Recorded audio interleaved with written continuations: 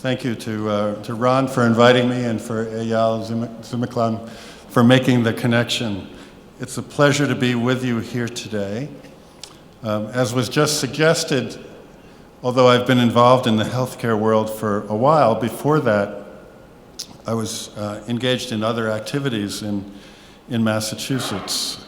And so oh, by the way, if anybody wants to tweet what I'm saying, this is my Twitter handle.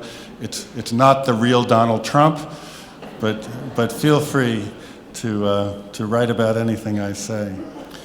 So in the time I've spent in the healthcare world, literally around the world now, in the United States, in Israel, Australia, and Europe, I've noticed a paradox, a riddle, something confusing.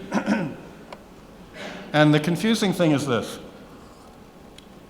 I'm sure you'll all agree with me that people who choose to be doctors and nurses and otherwise engaged in the healthcare profession are the most well-intentioned people in the world. They've devoted their lives to alleviating human suffering caused by disease, right? You all agree with that? Is there anyone here who is not well-intentioned? Okay, good. Thousands of people. And also this group of people tends to be of above average intelligence, right? Right. And exceptionally well trained, right? So the paradox is this. How can it be that in every single country, that group of well-intentioned people, above average intelligence, highly trained, collectively represent one of the largest public health hazards to the people in those countries, causing a tremendous amount of harm and even death to patients who come for their care? It's clearly not because they mean to do it or that they're not intelligent or thoughtful, but something happens. So for years I searched for the answer to this question, and I found the answer from Ethel Merman. Now, there are people in the audience here who don't know who Ethel Merman is. Those above a certain age probably do. She was a movie actress, a comedian, and there was a movie called It's a Mad, Mad, Mad, Mad World from the 1960s. And I'm going to play you a scene from that movie in which an event occurs, and Ethel Merman gives the answer to my problem. And here's, if I can find the cursor. Come on. Where's the cursor? There it is. Well? Oh, it was a terrible thing, terrible thing. Oh, Russell, I feel sick. Oh, take it easy, honey. These things happen, you Now, know. what kind of an attitude is that? These things happen. They only happen because the whole country is just full of people who, when these things happen, they just say, these things happen, and that's why they happen. Let's try not to get upset. Come on. Okay. What kind of attitude is that? These things happen. They only happen because this whole country is just full of people who, when these things happen, they just say, these things happen, and that's why they happen. We got to have control of what happens to us. I think that's what goes on in the healthcare world. We see problems. We see harm being caused to patients. We see quality being not as good as it should be, and we say, well, I'm really busy. I'm working really hard. I'm a good doctor. I'm a good nurse. Well, these things happen. So what I'd like to suggest to you is that we have to get control of what happens to us. Now, an old friend of mine named Donald Schoen, an MIT professor, talked about the concept of a learning organization. And what he meant by that is an organization that is capable of bringing about its own transformation. This is a powerful concept. This suggests that when an organization, whether it be a hospital or an HMO or whatever, wants to get better at doing what it's doing, it has to come from within. It cannot be the government telling you what to do. It cannot be the press telling you what to do. It's you deciding what you need to do in that organization and learning how to do it. Now, at Pesach every year, we quote Rabbi Gamaliel saying, "He who has not taught the meaning of 3 Pesach symbols has not truly taught about Pesach." What I want to talk to you today about is the equivalent for healthcare. Not moror, not Pesach, not matzah, but 5 things that I think are important for every person involved in healthcare to know about conceptually. I'm not going to stand here today and suggest what you should do in any given clinical setting. That's what your judgment and your intelligence and your creativity is about. But I am going to suggest that there are 5 core competencies that if you don't know and if you're not teaching to your people, we will not succeed. What are they? I'm just going to spend a couple minutes on each one. 1, reducing unwarranted clinical variation. Not all clinical variation, but unwarranted clinical variation. 2, understanding cognitive errors. We are human beings. We make cognitive errors. Our brains make mistakes. We don't notice them because they're cognitive errors. 3, crew resource management. How can teams work better together? 4, elements of a just culture. What happens when mistakes occur? How do we treat mistakes? In Doha, in Qatar, I had a chance to visit a few months ago. It's a criminal offense to make a medical error. You go to jail. Guess how many medical errors there are in Qatar? 0. And finally, the value of transparency. The information, the data we have, how can we use it? I want to start with the general premise. Years ago in 2005, I was lucky enough to recruit and hire a new chief of medicine for Beth Israel Deaconess Medical Center named Mark Zeidel, a very excellent nephrologist. And he had been chief of medicine at the University of Pittsburgh Medical Center, and he came to our hospital and he said to our staff, "We have too many central line infections in our hospital." And his staff said, "What do you mean, Dr. Zeidel, too many?" The national average for central line infections is 4.2 infections per 1,000 catheter days. We're at 3.8. We're 10% better than the national average. He said, "I don't care what the national average is. There's no virtue in benchmarking yourself to a substandard norm. The number should be 0 because catheter-associated central line infections can be prevented." So as we think about this issue, don't compare yourself to the national average. I had a friend in the United Kingdom. He worked for a hospital in the southwest corner of England. He came to me one day and he said, "Paul, I'm very excited. I convinced our board of trustees, to set a target for being in the top 25 percentile of all of the UK hospitals when it comes to quality and safety." And I turned to him and I said, "Are you a football fan?" He looks at me and says, "Yes." And I said, "Well, what's your favorite team?" And he says, "Arsenal." And I said, "Well, how would you feel if the general manager, if the coach of Arsenal said, our objective is to be in the top 25% of the English Premier League?" He said, "I wouldn't feel very good about that." What do you want him to say? "I want to be the best." Don't settle for less. Don't settle for less. On the issue of clinical variation, there's a gentleman named Brent James at Intermountain Health in Utah, in the state of Utah in the United States.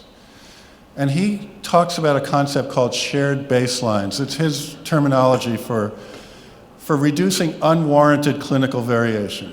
And he suggests the following process for any healthcare institution.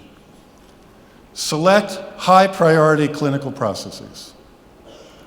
Create the best practice guideline based on evidence for that practice, reducing central line infections, reducing ventilator-associated pneumonia, whatever it is. Build the guidelines into the flow of clinical work, use the guidelines as our shared baselines, but with doctors being free to vary from those baselines based on individual patient needs. But if you do vary from the baselines, tell us you're doing it, so we can learn from that variation.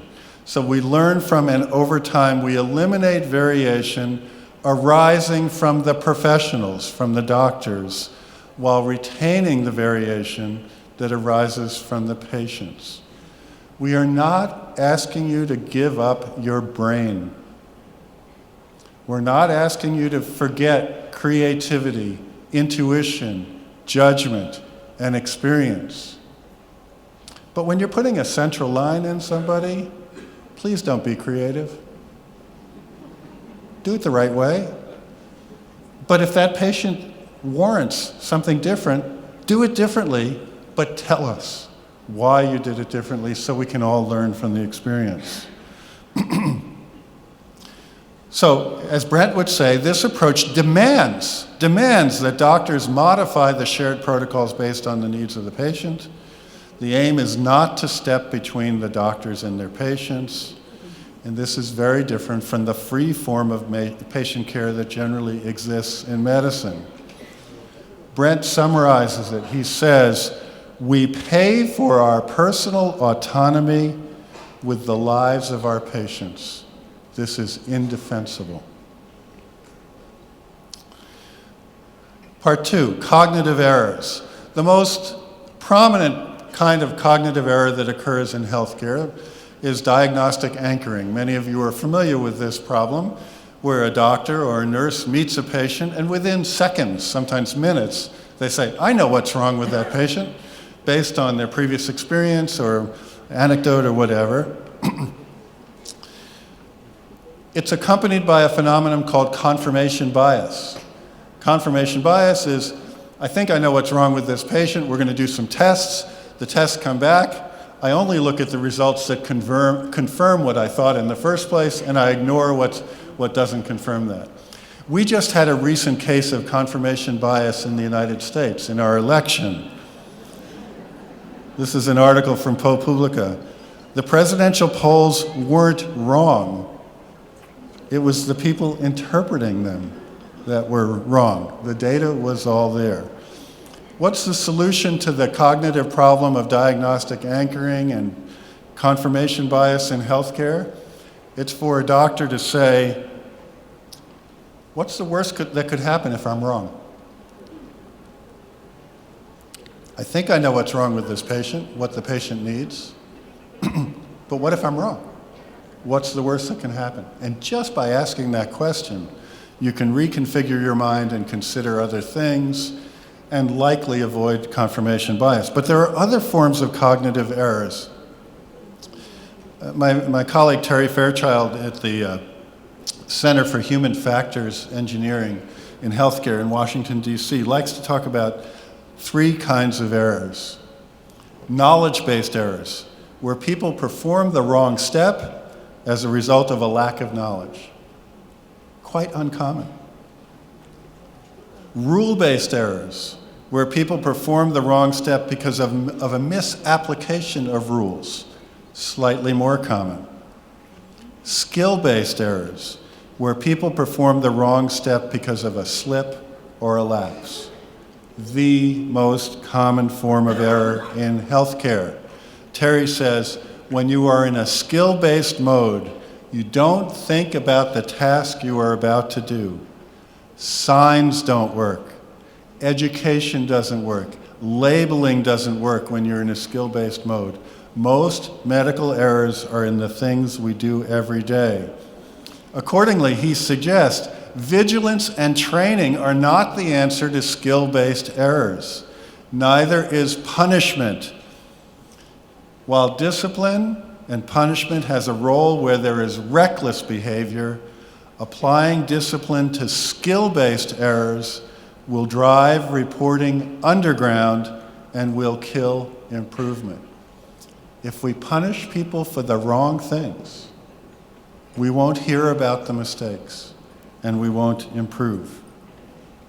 Third topic, crew resource management. This comes from the military. And the idea is to protect people from their own mistakes. The term originated in the cockpit of airplanes, where the navigator would say to the pilot, "Watch out for that mountain. Watch out for that mountain. Watch out for that mountain." And the plane would go into the mountain. Okay? The Air Forces around the world have understood that this is a serious problem, so they developed a concept called crew resource management to manage the tension between the necessary hierarchy of a tense situation where the pilot or the surgeon has to be in charge, but the value to be offered by the other people in the cockpit who are observing what's going on. I have a colleague named Joris in a pediatric intensive care unit in Nijmegen in the Netherlands.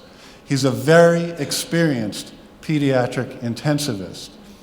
One day he's with a senior nurse, there's an 8-year-old boy, and Joris said to the nurse, "Give him this medicine." The nurse looks at the doctor and says, "Okay," gives him the medicine.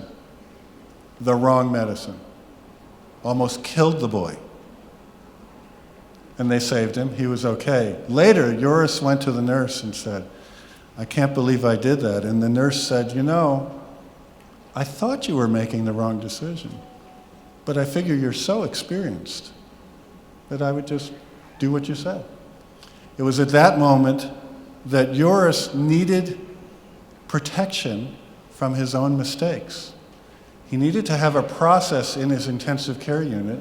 We need to have a process in the surgical suites where when the surgeon is about to make a mistake, the anesthetist, the nurse, whoever, feels comfortable to say, "Doctor, I'm worried." Not, "Doctor, are you some kind of an idiot?" But, "Doctor, I'm worried." And for the doctor to be able to hear those words, "I'm worried," and to turn and to say respectfully to the nurse or whoever, "Please tell me why you're worried."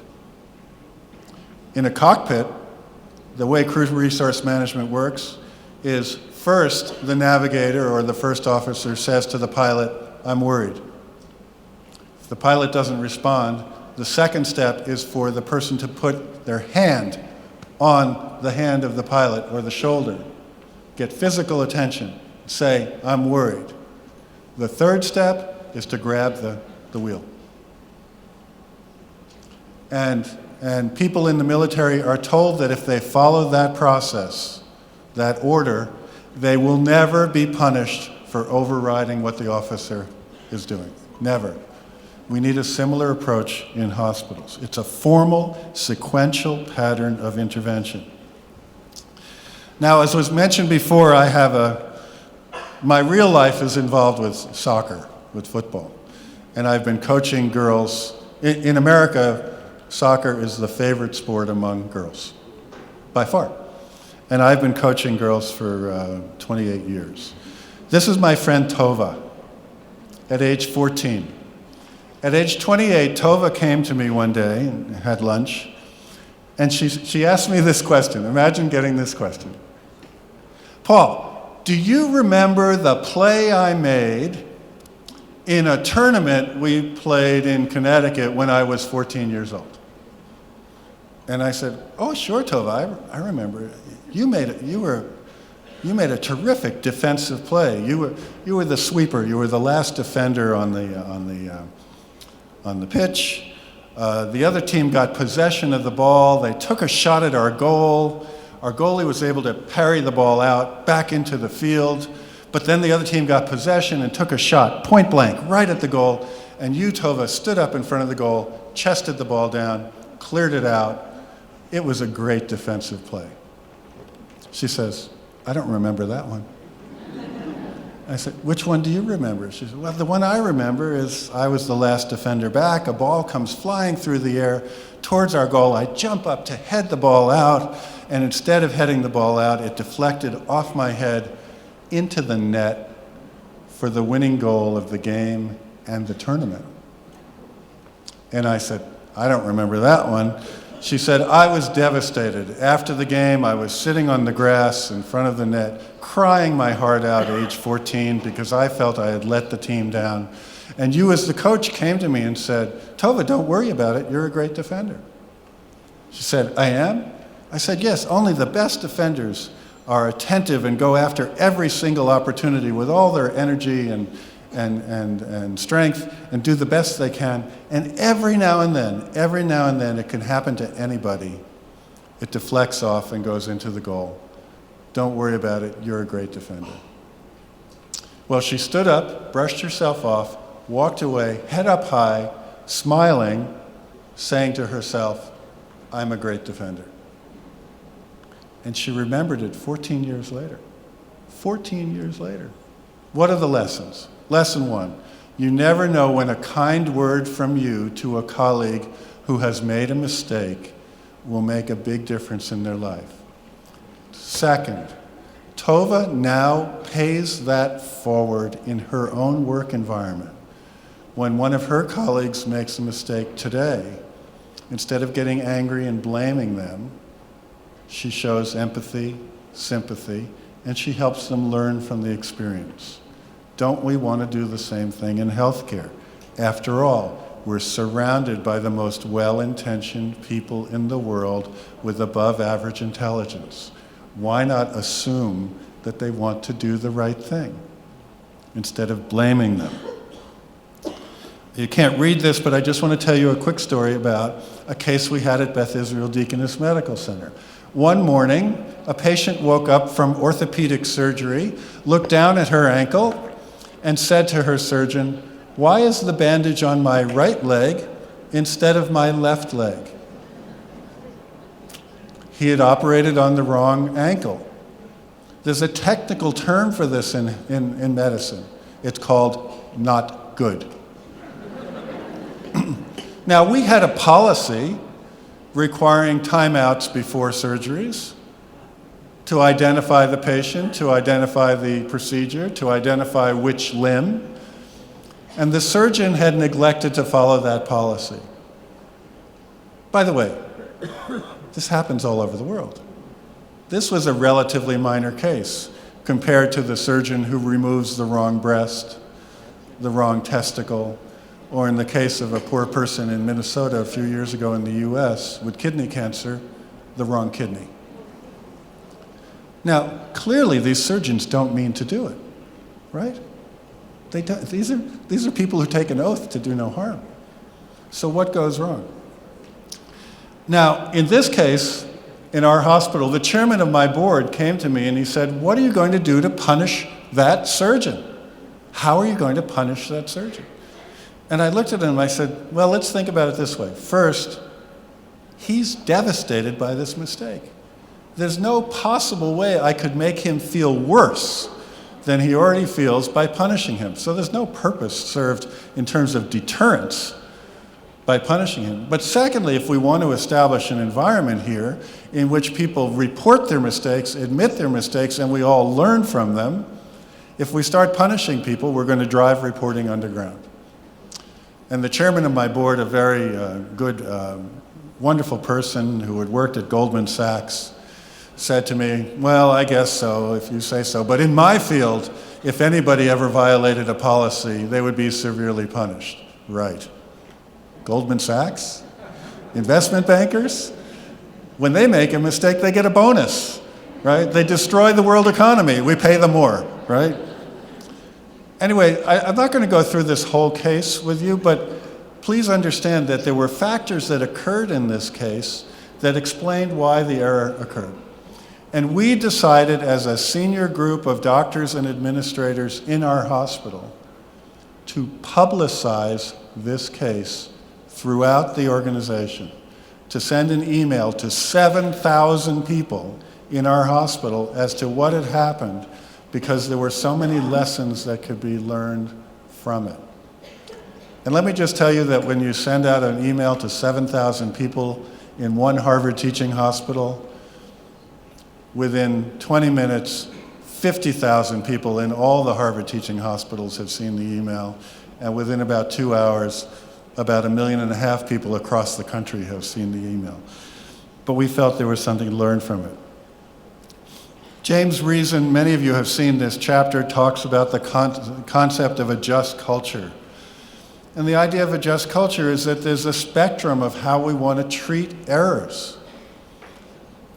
As in Tova's case, if you can apply the words, "It could have happened to any other well-intentioned person in our hospital or in our clinic, it could have happened to any other well-intentioned person," then the problem is not a personal problem.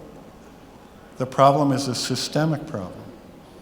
If, on the other hand, somebody was negligent, that's another thing altogether. So a just culture, one of the things we need to teach people in our organizations, if we really want to have high quality in them, is the concept of a just culture. It's a spectrum of responses to errors. When errors occur, if they're systemic errors, our approach should be to be hard on the problem and soft on the person. Our idea is to permit organizational learning from what has occurred. This is a gentleman named Tom Botts. He worked for Royal Dutch Shell. He was in charge of the drilling rigs for Royal Dutch Shell worldwide. And he put in place the most extensive and intensive safety program on these drilling rigs. They're very dangerous places. And Shell wanted to have the best program in the world, and he put that in place. Notwithstanding that program, on a drilling rig in the North Sea, 2 men walked to a portion of the rig they weren't supposed to go to and were killed. What should Tom's response be to that? Well, one response is you could blame those 2 men. They were highly trained, they should have known better. Too bad. Blame them. What did Tom do instead? Tom sent a message to the entire drilling rig organization saying, "This occurred in the North Sea. This is my fault." Why? I thought we had the best program in the world. Maybe we did. But it clearly wasn't good enough. There's no virtue in benchmarking ourselves to a substandard norm. Clearly, those men did not intend to kill themselves. There was something wrong with our analysis of the situation, our understanding of the physical configuration of the drilling rigs, our teaching technique, whatever it was. We did something wrong. And I and my senior team are going to redesign our program so that we do better in the future. There's a chief of nursing at Massachusetts General Hospital in Boston named Jeanette Erickson. When a nurse makes a mistake that hurts a patient and reports it to Jeanette, her first question to the nurse is, "Did you mean to do it?" And the nurse, of course, says, "No, of course not. I wouldn't want to hurt a patient." And Jeanette's response at that point is, "That's what I thought." In which case, this isn't your problem, this is my problem. Because if it happened to you, it could happen to somebody else. Think of what happens at that moment when the nurse goes back to her ward and her colleagues say, "What happened when you met with Jeanette? Did you get in trouble?" And she says, "No, she treated me really well." And she said, "We have a systemic problem we have to work on here." Think of the message that sends through the organization to all the other nurses saying, "Oh, if I make a mistake, I can report them and I won't be punished." So back to Don Shun. A learning organization is one that is capable of bringing about its own transformation. Nothing I've suggested to you so far requires any kind of outside intervention by the government, by any associations, by anybody on the internal workings of a hospital or a clinic. These are all things that can be done and should be done internally. The final topic is that of transparency. What do we mean about transparency? Transparency, as I was hinting before, is about projecting to the organization what's going on, preferably in real time, preferably based on real data, real experience, so that people have a sense of what's happening. A lot of people talk about transparency, publication of metrics and the like, as a way to give consumers, patients, a chance to choose between hospitals. Where do they want to go? How do they want to be, where do they want to be treated? There's very little evidence to suggest worldwide that patients actually use that kind of information to make choices. They tend to go where their GP tells them to go when they need care. So what's the value of transparency? I think the major value of transparency is to provide what's called creative tension within hospitals and clinics so that they hold themselves accountable to the standard of care in which they believe. There's a gentleman named Peter Senge who teaches at MIT. He wrote a book called The Fifth Discipline. He suggested that when you establish an audacious goal for an organization, remember Dr. Zeidel, 0 central line infections. When you establish the audacious goal, and when you tell people in real time where they are relative to that goal, the delta between the current state and the desired future state acts like a big elastic band pulling the organization up to a higher level of quality. It's not because the rest of the world can look at those numbers. It's because the people in your hospital, your clinic, are looking at those numbers. And they're numbers that they chose to be representative of what's important for the organization. There might be clinical metrics, or as Ron was talking about, there might be metrics with regard to burnout, personnel issues. You pick them. You're the well-intentioned experts. Don't let other people pick them for you. And don't publish them 2 years later. Publish them in real time so people can see. Why? Because absent those numbers, everybody likes to think they're doing better than they really are. Our friend Amitai at Sheba told me this story, former fighter pilot, right? Says, in the old days, the Israeli fighter pilots would come down from their missions and they would debrief together and they'd say, I did really well. I did this, I did that. I was spectacular, right? And then they put in instrumentation in the airplanes and cameras. And they discovered during the debriefings that the pilots, they're still expert pilots. You know that, I know that, and they're terrific people. But their actual performance was not as good as they thought it was. Why? Because we tend to forget. It's not that we're poorly intentioned. It's not that we're attempting to mislead. We actually think we're better than we are. The data tells us the truth. Here's a story from my friend Marie Bismarck in Melbourne, Australia. Interviewed the boards of all of the Victorian hospitals in Australia to ask them how they thought they were doing in terms of quality and satisfaction and managing and reporting accidents. Everybody, every single hospital was above average. It's a remarkable thing. Why? They didn't have the data. They just were guessing. In our hospital, our board decided, based on suggestions from me and Mark Zeidel and others, that we should establish an audacious goal for Beth Israel Deaconess Medical Center, the goal of eliminating preventable harm in our hospital over a 4-year period. And we decided that we should be utterly transparent, radically transparent about doing that, so that every quarter on our corporate website, we would list the number and types of cases in which we had hurt patients. That's a pretty aggressive thing to do. So we decided this at a strategic planning retreat. You know, boards like to hold strategic planning retreats. And then when it came time for the real board meeting 2 months later, the board was getting a little bit nervous about what they had decided, and 3 questions came up. The first question that came up is, to me, they said, do we have to call it harm? Because harm sounds like you're taking a stick and you're hitting people intentionally, and we're not intending to hurt people. Can't we call it something else? And I said, sure, we can call it what I call it in my speeches, maiming and killing. They said, let's stick with harm. Second question, can't we publish the percentages instead of the real number of patients? Because we see 100,000 patients every 3 months.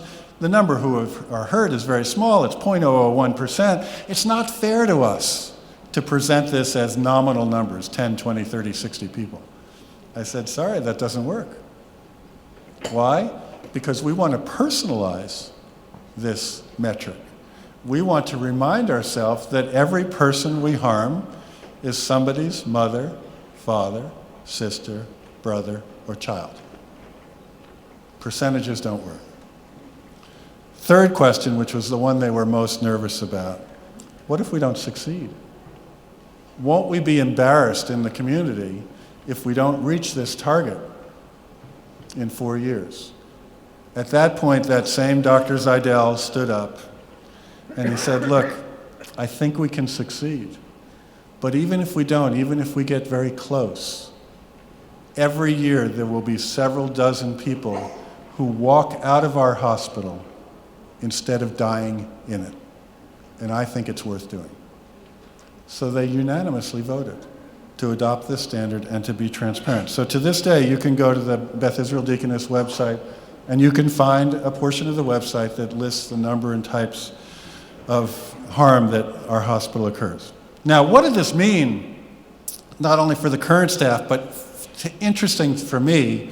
We're talking about a learning organization here. One of the things we're all involved in is training the next generation of doctors and nurses. We have to make changes, right? 4 years ago, a year after I left the hospital, I received this note from someone who was a resident at the time. And this is what she said about the transparency. For me, a trainee at the time, the most important effect was that it underlined a shared sense of mission and purpose around quality improvement. The reporting didn't have a big direct effect on my practice. I just tried to learn how to put in central lines, The indirect effect was as part of a sense of purpose. Then she said, the absence of a sense of purpose is toxic. For instance, if you have an advertising campaign that emphasizes our kindness, our humanity, but we have no policies or practices that distinguish our kindness or goodness from anyone else's, it may be persuasive to our market as a branding tactic, but it's actively alienating to those of us who work within the system. Conversely, if we walk the walk more than talk the talk, it's inspiring. Posting the data probably influenced very few patients one way or the other, but it definitely made many of us feel like we're walking the walk. How do you teach transparency? You do it. You just do it. You decide what's important for you and do it. So these are the 5 items that I think are important, that if Rabbi Gamaliel were running a hospital, he would say, these are the 5 things you need to teach: reducing unwarranted clinical variation, understanding cognitive errors, crew resource management, just culture, the value of transparency. Now, going back to one of my soccer players. By the way, if you ever wondered if 12-year-old girls are intense when they're playing football or soccer, look at this one. The question is, are you ready? And what are you going to do tomorrow? And I have 2 suggestions for you tomorrow when you go back. Identify the last time you had a near miss or an actual error. Tell the story to a colleague. Ask that person how they would apply a just culture review standard to that error. And then ask them to do the same thing back to you. Do it tomorrow, and then do it again next week, and then do it again the next week. You'll learn a lot. Second thing, find a trainee at your institution. Ask them what scares them the most about what they've seen or heard in your hospital or your clinic. They see everything. They're afraid to talk about it. Give them a chance to talk about it and you'll learn a lot. If you can do all that, bring it on.